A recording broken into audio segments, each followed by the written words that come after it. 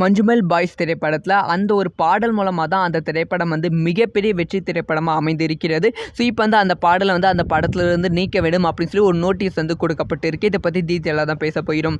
So வந்து கண்மணி அன்போடு அந்த பாடலை வந்து அந்த பாடலோட ஓனர் வந்து இளையராஜா அவர்கள் தான். ஸோ அவங்க தான் வந்து அந்த ஒரு நோட்டீஸ் வந்து அனுப்பியிருக்காங்க. ஸோ இளையராஜா அவர்கள் தொடர்ந்து இந்த மாதிரி விஷயங்கள் செய்து கொண்டு தான் வருகிறார்கள். முக்கியமாக வந்து கூலி திரைப்படத்தோட டீசர் ரிலீஸ் ஆகும்போது அந்த டீசரில் வந்து டிஸ்கோ டிஸ்கோ அப்படின்னு சொல்லி இளையராஜா அவர்களோட பாடலை வந்து பயன்படுத்தியிருப்பாங்க.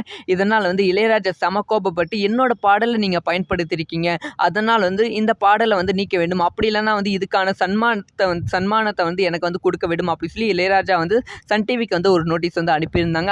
அதுக்கப்புறம் அது என்ன ஆச்சு அப்படின்னு சொல்லி சுத்தமாக தெரியல.